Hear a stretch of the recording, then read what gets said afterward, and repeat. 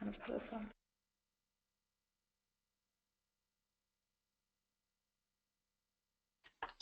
Good afternoon, everyone, and welcome to today's discussion on barriers to wellness, a new report from the Center for Promise offering insights from a youth-led, community-based participatory research study.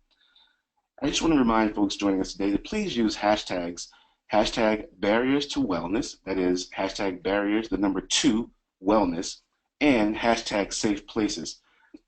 I'm Craig McClay, and I'm the advisor for youth engagement at the Center for Promise, which is the research institute for America's Promise Alliance that is based at the Boston University School of Education. And today I'm thrilled to welcome today's speakers.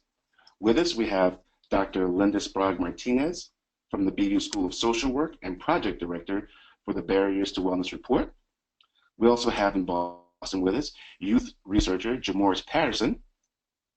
And lastly, Jennifer Whistler, joining us on behalf of one of our core organizational partners, JEBS Human Services out of Philadelphia.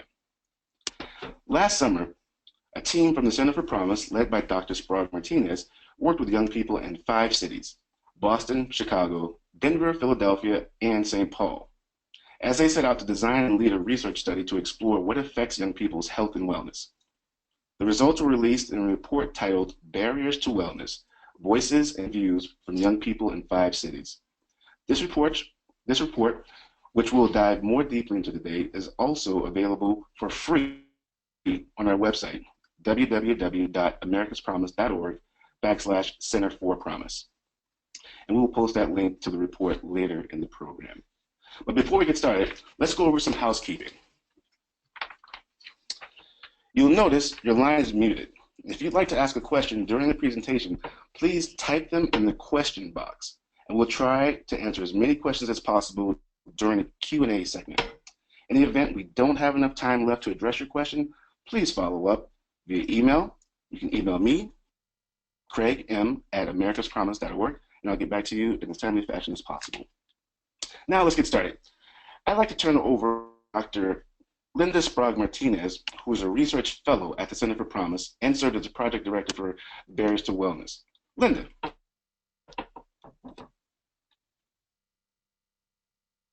Wonderful. Thank you, Craig.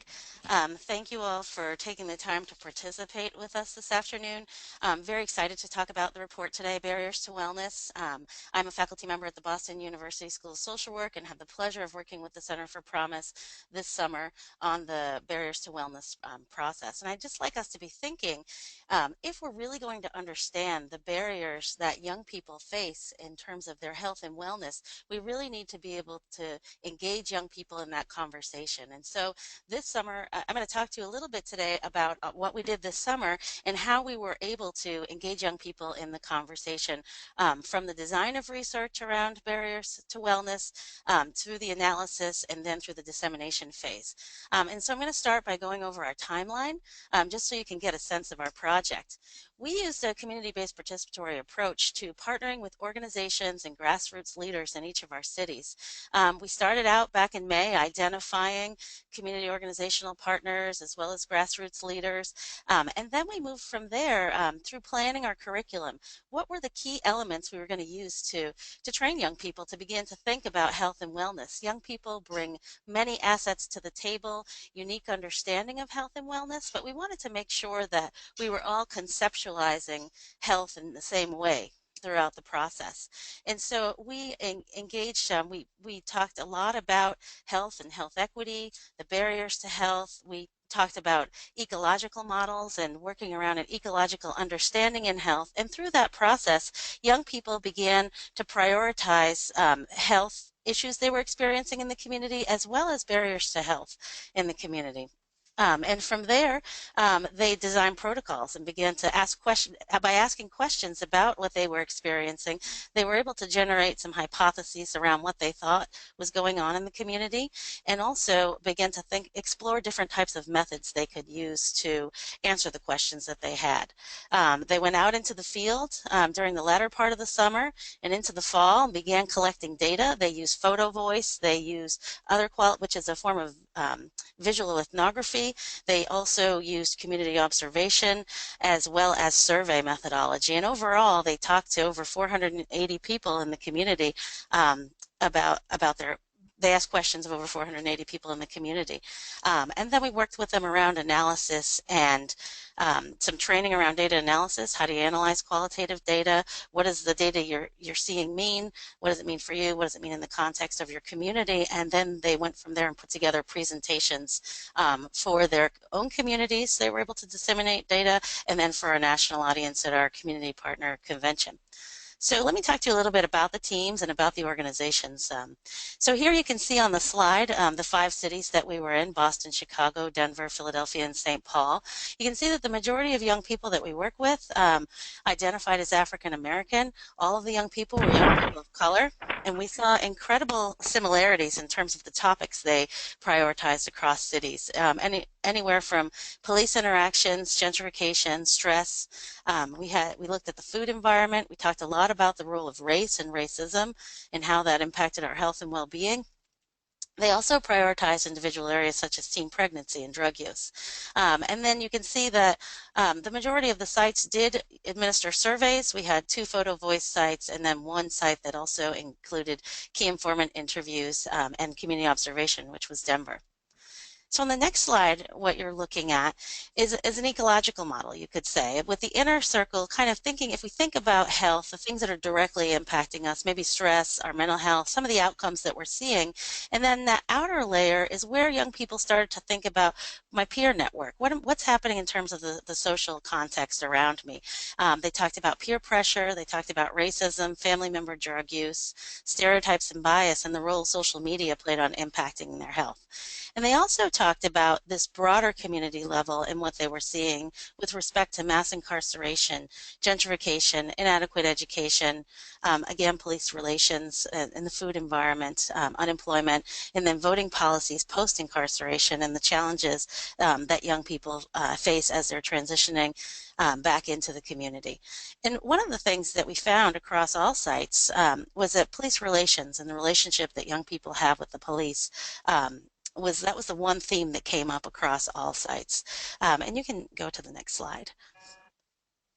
And so here's what we found overall, that young people, the number one health issue that young people describe is stress, and that they're living under stress. And there are a number of stressors that they face, anywhere from feeling unsafe in their communities to peer pressure to social media.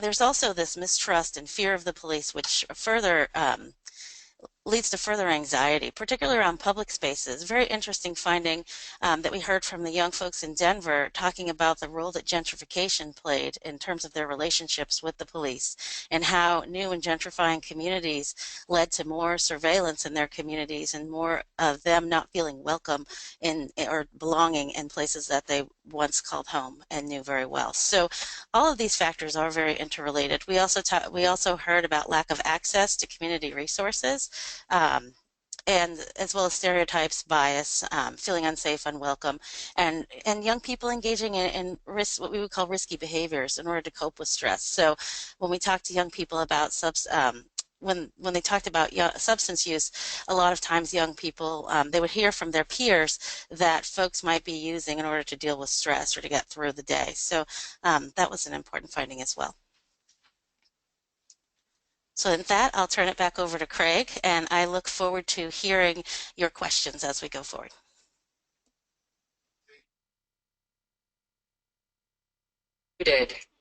Thanks, Linda, for that wonderful overview. And to everyone joining us today, I want you to keep in mind, please keep your questions coming. We will do our best to address them later in the program during the Q&A section.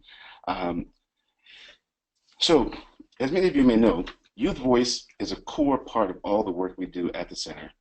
And this was the Center's first youth-led research project. And we were thrilled to engage so many talented, dedicated, thoughtful young people in this research. Today, we're fortunate to hear from one of them. Jamorris is here with us in Boston, and currently Jamorris lives in Roxbury, Massachusetts. He's an 11th grader at New Mission High School, and he plans to attend college to study art and aspires to be an animator. Thanks so much for joining us today, Jamorris. So let's just kind of get into like your experience with the program, and then we'll talk a little bit more in details about the research findings. So why don't you start us off by telling how you heard about the youth-led wellness research program, and briefly tell us why you joined. While walking from the YMCA in my neighborhood, I bumped into Melissa, the adult planning coordinator, and Angel, who wanted to see both interested in a summer job to help my community. I joined to help myself and my community find healthier alternatives to options offered in my neighborhood. At first, I was hesitant about joining. After they did not getting an application, I thought this job was a scam. Then Melissa talked to my mom, which assured me that this job was not just beneficial for me, but also my community. Nice, nice. And you work with a team of young people in Boston here. What did you all find in your research? What we found in our research was that 78% of people in my community believe youth are living under stress, while 5.7 strongly agreed with youth feeling safe in their communities. If people are feeling unsafe and feel like they're getting high amounts of stress in the community, that's a problem. If people are not feeling safe, it makes it easier for stress to build, having to worry if they'll get hurt in their own environment. Another problem people face in my community is discrimination and gentrification. 44% of youth feel displaced in their own community, making them feel unwanted. If almost 50% of people in their own community feel displaced, where can they feel accepted? 70% of people felt discriminated against because of their race. In the community, predominantly people of color, more than half the people feel like they're mistreated because of their race. People are not feeling safe and mistreated in their community, which leads to violence because they want to protect what's theirs. Another problem that hurts my community is the lack of healthy community resources. 27% of youth feel like they have access to healthy and affordable food, and that's a problem that needs to be solved. If almost all of the youth feel like they're not benefiting mentally and physically with what they eat, then that hurts their well-being. Youth cited fast food outlets as the main place where young people get their food. If youth are getting the nutrients they need from fast food stores, imagine how their health will be affected today and the future. Nice. Okay. Wow, that's really fascinating. And I'd like to hear more about how you and your peers, the team, chose to research the topics that you chose and the methods, and kind of speak to what motivated you all to focus on those particular issues. Well, my peers and I focused on the topics we researched because the personal struggles we were going through. For example, one of my peers struggled with violence in the community because of their appearance and race. He was targeted by the police and other people in rivaling communities. In the first week of training of the project, we were focusing on different subjects that impact our communities in negative ways, as well as the causes of those issues. I focused on health habits and food in my community because I wanted to find healthier food alternatives. I did not want to have to struggle with the same issues people close to me fought daily. Health issues such as hypertension, diabetes, and obesity. Because in my community, it's hard to find healthy food because we are surrounded by restaurants such as Popeyes, McDonald's, and Crown Fried Chicken. I want to change that for the better. We chose to survey people in our community so we can get to know them on a more personal level and to learn about their stories and their struggles. And it was a great way to build awareness about the topics that we research. Nice. That does sound like a great method. Jamorris, in your own words, tell us, what do these findings tell you about your community, and how has it made you look at your community in a different way if it has? Well, the findings told me that my community was less invested in. I believe that my community should have more stores of people of color in the community like mine, where residents are mostly people of color. I also feel there should be less corner stores and more healthy food stores in my community. Also, there should be an increase in zoning policies to limit the number of fast food stores and other healthy options. This is important because people should not have to leave their communities in order to find resources they need to live and to live happy lives. Excellent. And how would you say that that your involvement or being part of this program, this project, impacted you, and what have you learned? My involvement with this project has impacted me by helping me feel more confident. Being a regular person, walking from the Y, I wouldn't say before that I would feel like I have much of an impact on people and their health. For instance, we traveled to Washington, D.C. to present the findings from our research to a full house of powerful people who can impact my community in a positive way, and that felt good. Nice. I heard you guys, knocked it out of the park with that presentation. That was awesome. Great job. So just to kind of push this forward, Jamorris, tell us a little bit about what are some of the ways that you and your peers or the organization that you've worked with have used this research to educate and advocate in your communities? Well, as a result of my involvement with this project, I have started conversations with my guidance counselor and my principal to bring healthier lunches and offer nutrition classes in my school. I want to change the school lunches that consist of mostly meat, and so there could be more variety in the food options. With the nutrition classes, I want to impact people inside of school, but also outside of school. Because I'm a pescatarian, which means I only eat fish is the only meat that I eat. I'm not the only person in my school who struggles with the findings of healthier options. Excellent, excellent. Thank you so much for joining us and being here today, Jamorris. Yep. We're very fortunate to have partnered with wonderful organizations and individuals like yourself throughout the country for this study. So thank you very much for your contribution now, and wish you the best of luck moving forward with that project. And now, lastly, we're going to turn our attention to Philadelphia, and joining us from Jeff's Human Services in Philly is Jennifer Whistler. Jennifer is an education coordinator who spent her time and career engaging people of all ages in education. Jennifer, are you there with us? Yes.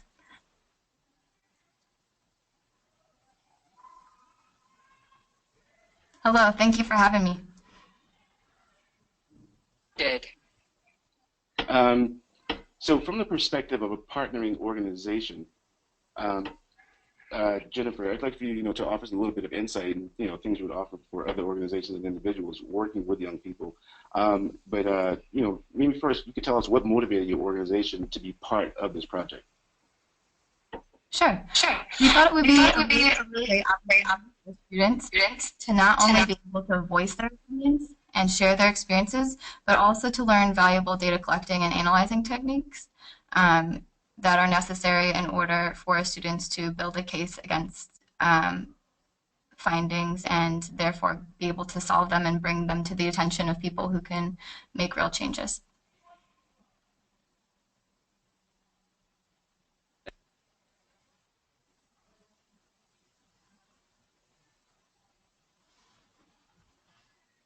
Excellent. All right. So what would you say was your primary role in the project? So Gloria and I worked mainly on the logistics. So we scheduled the meetings. The students were paid for their time, so we made sure that they could all meet and that they were also on the right track. So we let them lead a lot of the conversations, but asked guiding questions and helped them to make timelines in order to, since we were limited on the times that we could meet before we had to present, we helped them make timelines as to what was going to be due when. Okay. And I'm sure that throughout this whole process, there were lots of discoveries and maybe some unexpected findings. Can you tell us about, what surprised you most throughout the project, either the findings or the process? Yeah, there were two big things that surprised me most. One was just kind of an overall definition of health that the youth took on. It started, or at least when I started the project, I viewed health, as a lot of people do, as like physical health, and the youth took it quickly to mental health and safety. The next thing that really surprised me was this process that the students went through in sort of pushing themselves. So the first process, or the first step of the process, as Linda kind of went over, was this brainstorming process. And at this point, students really started to get to know each other. Several of them knew each other before, but then they began to talk about issues in their community, a lot of them very similar, and then to share stories of their own experiences. One student shared how she had been discriminated against. There had been a robbery or a theft at a store that she was just in, and the police pulled every black female off of the bus, and she had to line up and wait for the store clerk to clear her. So they started to like really dig into these deeper situations that were going on. And then the next stage was the survey and data collection. And this really pushed students, especially we had two students who were English language learners, and they expressed that it was really difficult for them and uncomfortable for them to go up to people and have to repeat themselves and to really step out of the box that way and reach out to people in their community. And then the next phase was the data analysis phase, and creating the presentation. And the two students who were chosen to go to Washington, D.C., both have very strong personalities, both very passionate about, and especially when we started talking into like police relations and discrimination, they wrote an amazing spoken word that was very powerful. And then once we got to the venue, so they were really excited about this presentation and their findings. And then once we got to the venue and they kind of looked out at the crowd, which was mostly white, they got really scared and nervous and kind of fearful of offending people and saying this really strong poem. And one was to the point of tears before she got on stage. And it was really powerful because as they watched the other groups go up, they really regained their confidence and did an amazing job performing. So it's just really interesting watching this process of conversation about things that that a lot of our youth, especially youth of color, have been told that they shouldn't be having, or that they're not having correctly, or that they're offending people. So that was really surprising to me. Excellent. Wow, that sounds like a lot of points for learning there. And I do also just want to quickly jump in and remind people that, please keep your questions coming. We will do our best to answer as many of them as possible during the Q&A section of this session. But back to you, Jennifer. How has your participation in the Youth-Led Wellness Research Project influenced your current work in your organization, and how has it impacted you personally and your organization? So a large component of our after-school program at JEVS is the Youth-Led Service Learning Project, and we were really inspired by the Health and Wellness Project to incorporate a research component that was youth-led. So currently our students have just begun the brainstorming phase and they've created their survey, but we learned a lot of really good techniques for for being more of like the guiding force and not the owners of the project. We really want it to be led by the students. And then the project really impacted me because I realized how rarely an opportunity like this comes along for most youth, and how incredibly valuable it is and how much they have to offer. And so it really inspired me to look for more ways to incorporate these opportunities both in the work that I'm already doing, and then to seek out other opportunities that haven't been tapped into yet. That sounds wonderful and really powerful. So based on your perspective and your experience with this project, what are some suggestions that you would have for organizations that may want to be involved or integrate youth-led research?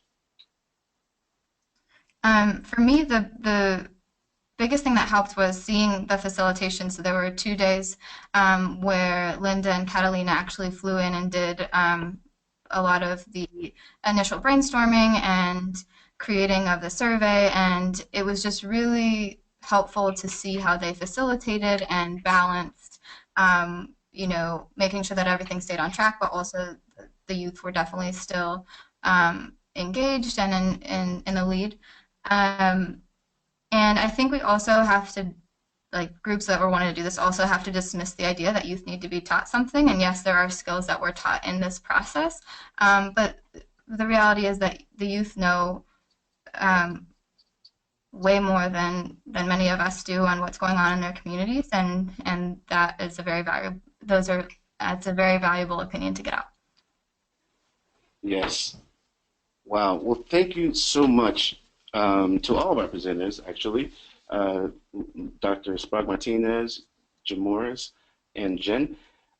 We are now going to move into the question and answer segment of today's webinar. I do want to remind people that if you are tweeting about this, please use the hashtag barriers2wellness. That's barriers, the number 2, wellness, and hashtag safe places. And now I've got a few questions in front of me that we'll spend some time diving into. So the first question is directed towards Linda and Jen. And perhaps, Linda, you could answer first, but what were some of the best practices or lessons learned from the cities who conducted Photo Voice? Sure. Great question. We had 2 sites that conducted Photo Voice. Jen was one in Philadelphia, as well as our Denver site conducted Photo Voice. And I think that lessons learned in terms of Photo Voice is always, it's always the case with Photo Voice. The young people have come to a clear sense of what it is they're exploring when they go out. I think that, lessons learned for me, always the reminder, if you're going to take pictures, maybe it's just the researcher in me, the ethical issues. If you're going to take pictures of folks, you have to think about releases when you're working with young people.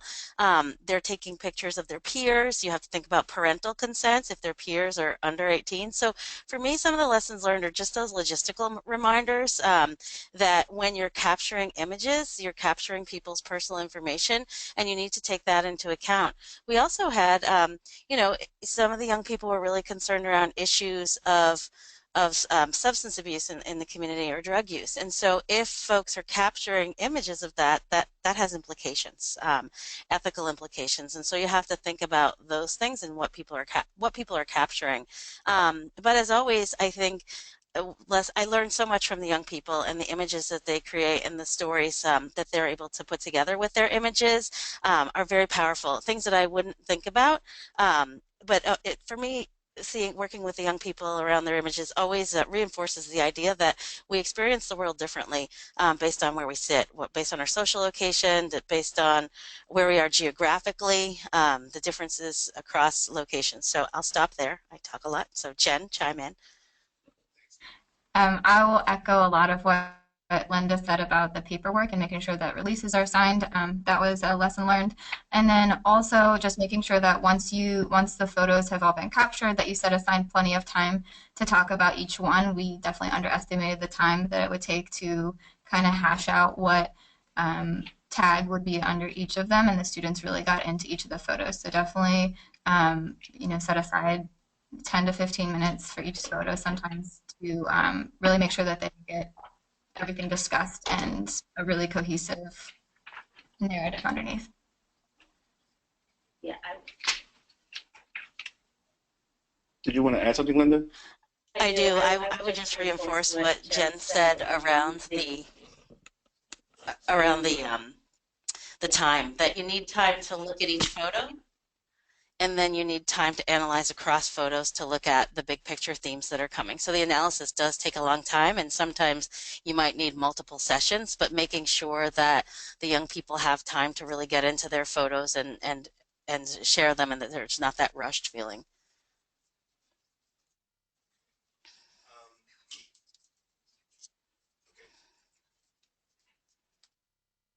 Thanks, Linda and Jen. And now here we have our second question for the Q&A. And this question goes to Linda again. Linda, could you tell us to what capacity were youth involved in the development of the survey questions and interview questions, and what additional assessments, capacity building training did the youth receive to prepare them in leading the assessments? Okay, thank you. That's a great question.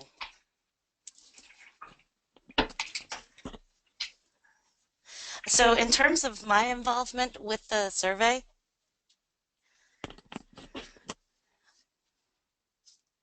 sorry about that. I just had a little technical issue. But in terms of my involvement with the survey, um, I was involved with the young people throughout the training portion of it. And so as we're going through, and it's hard to imagine as we're sitting here on a webinar, but when we were working with the young people and going through brainstorming, if you picture we start out in an empty room with white walls, we leave the training session with the walls full of paper, large newsprint with themes that are written across it. And so our job is really a lot of consensus building, and I say our job because it would be myself and Catalina and Craig, really consensus building around the themes and how do we bring the young people together because we can't look at everything. And so based on the themes that they're coming up with, we're then recording those themes, constantly narrowing the themes down. And then when we get to a theme, so say we get to police relations, well, what does that mean? What would you add, in terms of what do you want to know about police relations? What is happening with police relations? So it's a constant process. And then I might give them a set of sample questions based on all of the themes. And then once they have the set of sample questions, they either say, oh no, this most of the time, no, this is not what we want to get at. And then they rewrite the questions. So they're doing a lot of rewriting the questions. And that's for those who decide to do the survey, right? The survey is where we're going back and forth around questions. And so there are limitations to this research in that the young people, we didn't ask the same questions across all 5 cities. It would be a very different story in terms of the generalizability of our data if we had the same questions about all the cities. But because we wanted to leave it the questions as much in the voice of the young people as possible, we had different sets of questions across each city. They're very similar, but they were different. Also, sometimes there were questions that I thought we should ask, just general demographic questions, but was quickly told no. So we really did leave it to the young people in terms of the questions. But my job in working with the young people is thinking about what's the kind of data you can get if you ask that question. So if you do a survey, what's it going to tell you? If you do a photo voice, what's it going to tell you? If you word a particular question a particular way, what are you going to get? What type of answer are you going to get? How do you identify when you have 2 questions that are merged together? And so I think you also wanted to know about the type of training the young people received. The curriculum and training that we used around understanding health and health equity, and then as well as the research methods, is a lot of it comes from former programs around critical service learning with research for young people, as well as trainings that I used to teach undergraduates, so undergraduate research methods. We pull a lot from there, and we just really use an applied approach that brings it to life, and so that we're acting it out as we go through the process. I don't know if that gets at your question.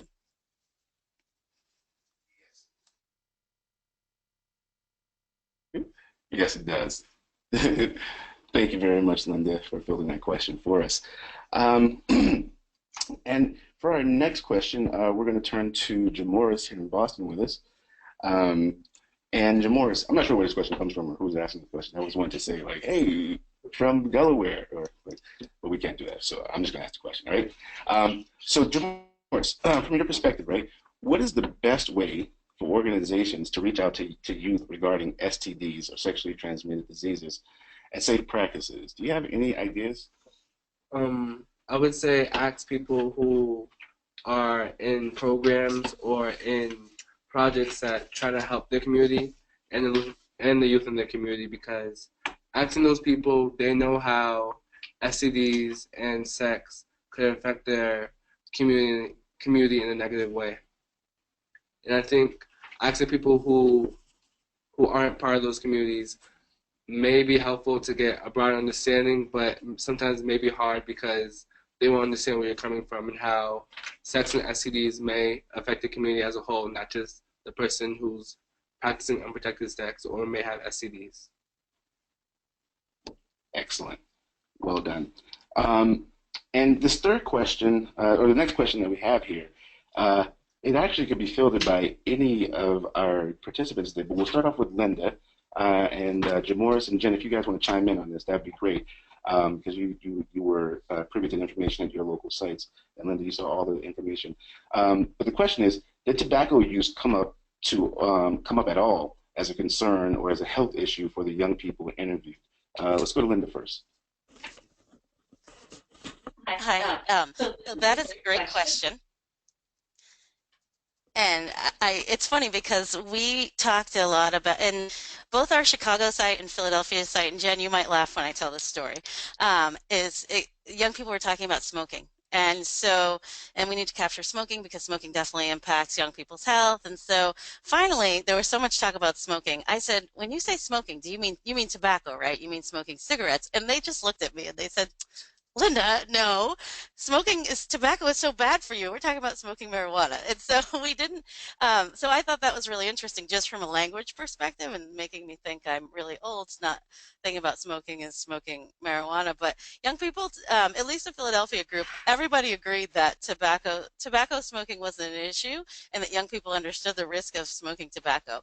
And unfortunately, people were smoking a lot of marijuana weren't equating the same risk, putting the same risk on it. So tobacco did not come up, other than me asking about tobacco.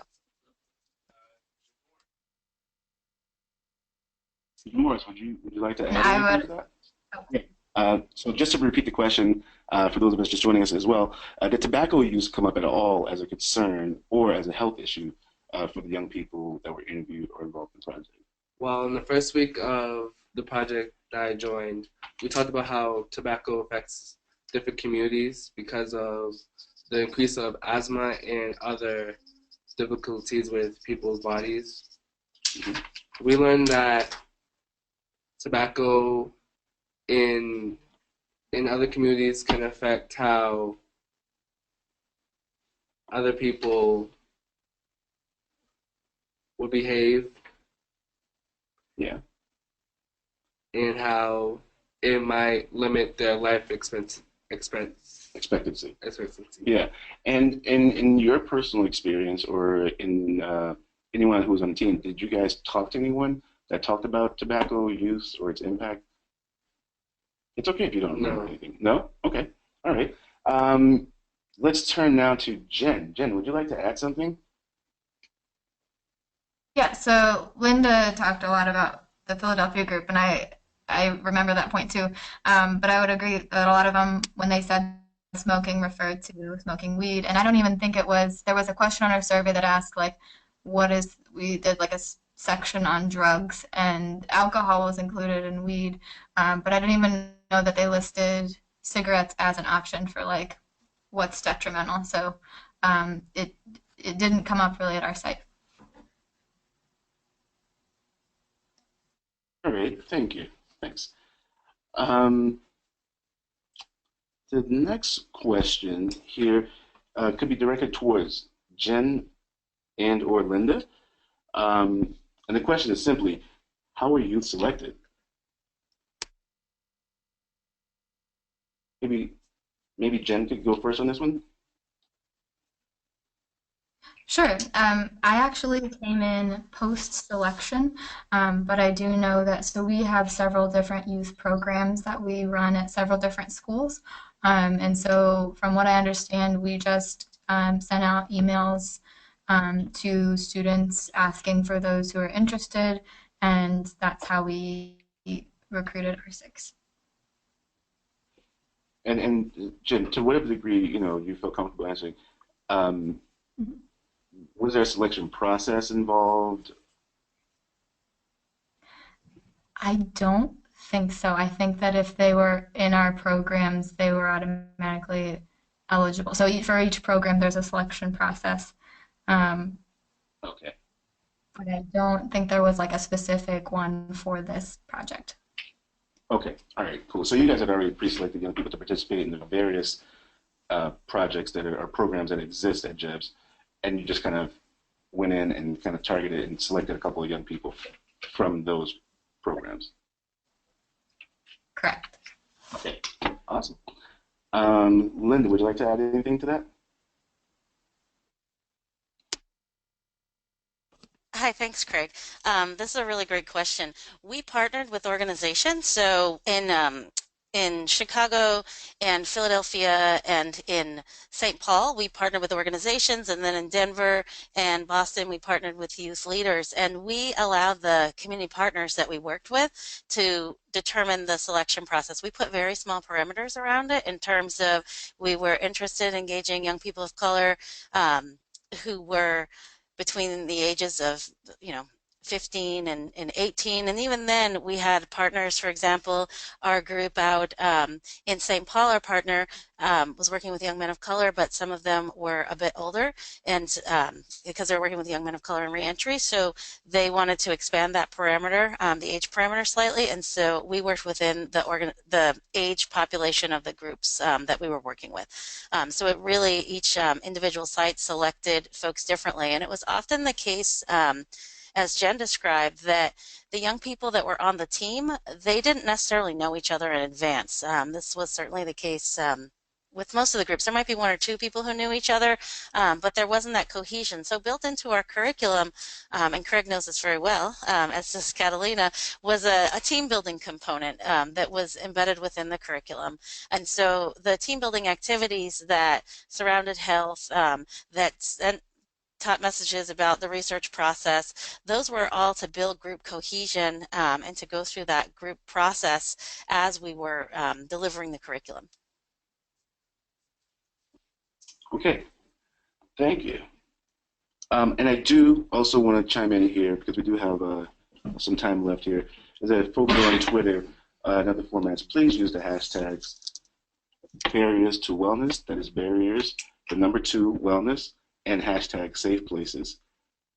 Okay, now we're going to refocus our attention to other questions from our wonderful audience here this afternoon. This next question goes to Jamorris. Jamorris, anywhere in your travels on this journey here, did any topics or attitudes come up that surprised you as a youth researcher or anyone else in your team or anyone else that you met throughout this process? Well, topics that surprised me were the health access in my community and how many people felt like there were unhealthy resources in the community. Being a pescatarian, I thought I would be the only one struggling finding healthy alternatives in my community, but to realize that with the data collected that people felt like they're not getting as much resources that they need, it opened my eyes that I was the only one struggling. Attitudes that surprised me was that some people, they were willing to be surveyed because they also cared about the community. And that's generally an attitude that we don't get to see or hear expressed. Yeah, thank you. Okay, for the next question, and this is going to Linda as well. Linda, what are some key online resources, websites, etc., that we could look into to help develop a youth-led study like this?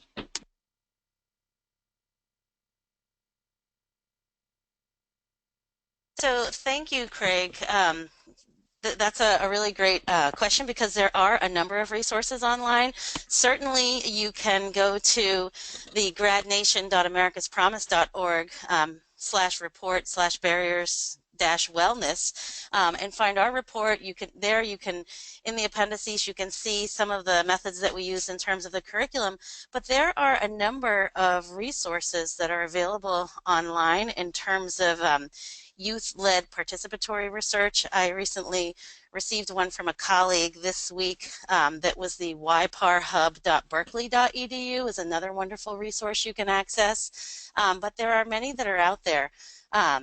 Another great resource in terms of just generally engaging community members, including youth, and working with them in the planning process is the Community Toolbox, which is available if you Google Community Toolbox online. Another great resource, but many of them are out there. And there's a lot, because there's a lot of wonderful work that's happening. We're seeing more and more of this trend in terms of engaging young people, engaging the voice of young people and community residents in research, which is so important. Yeah, that is a popular trend these days. And I must say that it is something that I'm finding very powerful and interesting. And it's got so many benefits on so many different levels. So thank you for offering those resources. Linda? Um, let's see here for our next question. And I do want to point out, I want to thank everyone for putting their questions and thoughts out there, because this is a really rich conversation and it shouldn't stop today. We should take this conversation beyond today and into the future, and really use this information to kind of guide our work and to inform our actions moving forward. Now, this next question, I think maybe anybody can answer this, but perhaps we can start off with Linda, and then Jen, and then maybe Jamorris, who's got something to add, which is how do people talk about anxiety and depression if it was talked about? Okay, thank you, Craig. That is a great question.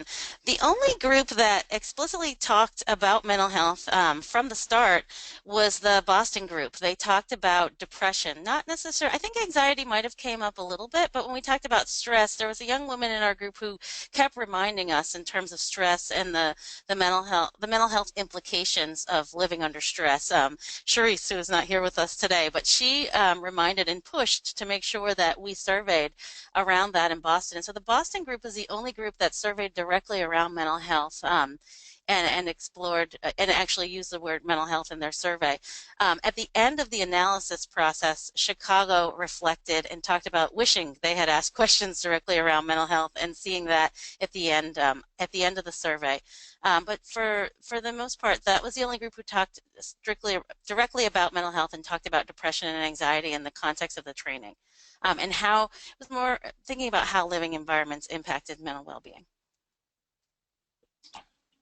And Jen, did you have anything to offer or add to that? Sorry. So I'm trying to think. Yeah, anxiety and depression explicitly did not come up. We did talk about situations that made students anxious, but we didn't, as Linda said, like students never brought up the like phrasing mental health. Okay. And let's see, for this last question here, and this goes to Linda, but I can open it up to anyone. What are the implications for future research here?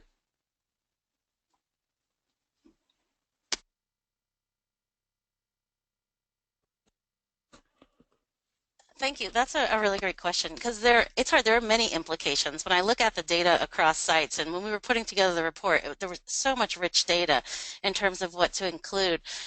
For me, some of the major implications are, of course, around, and I said it earlier, I'll say it again, is the importance of including youth voice in research, and not just around helping with recruitment or helping with engagement or advertising a study, but really engaging young people, engaging community residents from the beginning. What are the questions we need to be asking? How are, in terms of the big picture research questions that we're asking? And also not just in research, but also in terms of community development initiatives, community health initiatives. How can young people inform the work that we're doing and so that we do it better? So that's one big piece that in terms of future implications. I also think that given the nature of the findings, we really need to be thinking about more about trauma and talking about trauma in terms of what our young people are experiencing and the level of stress they're experiencing, talking about the safety in the community. How is this impacting them and their ability to learn and their ability to focus in school with all these stressors that they're describing, and much of it traumatic. We had young people talk a lot about community violence in terms of how safe they feel in the community. So really thinking about what does this mean for our work in terms of being trauma informed. I think in addition, additional implications are, I guess I would go back to, the one story that sticks with me the most, this theme around police relations. How can we do a better job around improving relationships between law enforcement and the community?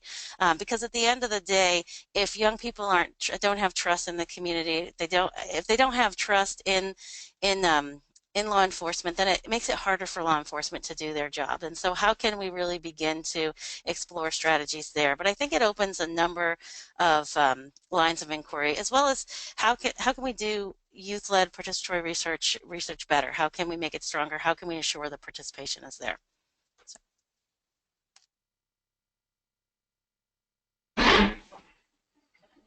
Okay.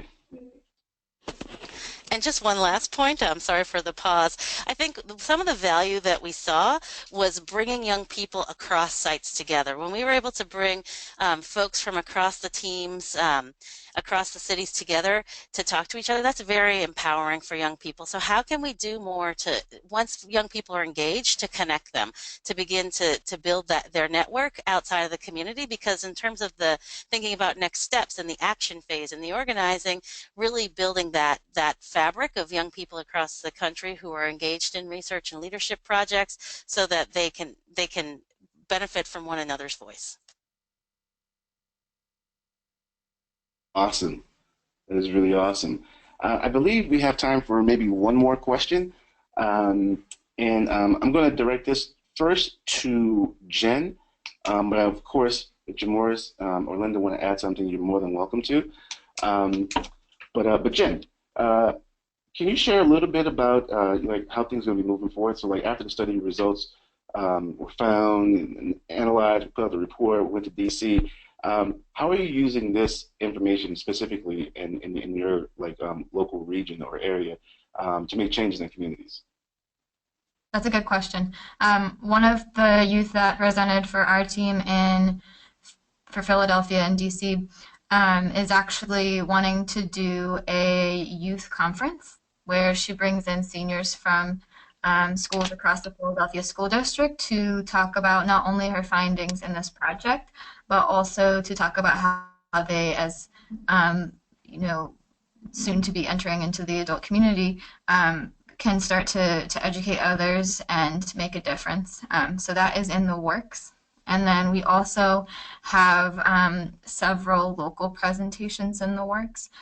One with a local youth network where our group is going to be reunited, and Catalina and Linda and Craig all put together a really nice comprehensive PowerPoint of the findings. And so they're going to present the comprehensive findings, and then we'll expand on the Philadelphia region. So really at this point, it's just a lot of educating and then bringing in, once we get people interested, bringing in people for the solution also. Thanks so much, Jen. Jamorris, I know that there's some things that you guys have done here in Boston and are continuing to work on. Would you mind adding to that? Some things. Oh, so yeah, so like after the study results, what are you doing to make changes in your community? Well, some things we've done to make changes in our community is that we've held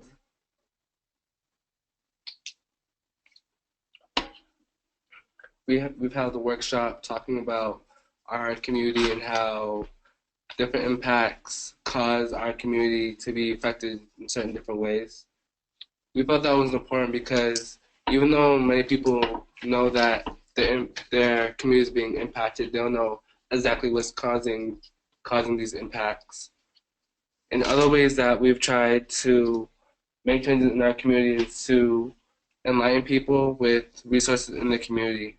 So, for instance, I talked earlier about having a change in my school lunches to also better the food in our schools, and we also talked about nutrition classes because we didn't want people just to eat healthy inside school, but outside school. Excellent. And Linda, would you like to add anything to that? No? Okay, that's fine. So I think that is bringing our wellness workshop to a close. A few things I do want to remind people of is, first of all, I want to say thank you, give a big, warm webinar thank you, silent applause to our folks that joined us here today and presented their perspectives on today's webinar on barriers to wellness. I do want to remind our audience and participants that we will be sending all of you a copy of the PowerPoint, and we'll also be sure to post it online as well for your convenience. And I do want to remind people, lastly but not least, is to please fill out the evaluation when you get a chance. We appreciate and really value your feedback. There should be a feature that will allow for a pop-up link to the survey as soon as you close your window. So please take a few moments to complete that for us. It really helps inform our work so we can improve and grow these webinars. And then lastly, I would encourage folks to, if you're really interested in the work that we're doing and interested in putting youth at the center and having youth-led research platforms, please follow us, which is the Center for Promise on Twitter, and that's at Center for Promise. That's Center, the number 4, Promise. Or visit us online at americaspromise.org/Center for Promise. Thanks again, everyone, for joining us. Take care of yourselves and each other, and have a great day.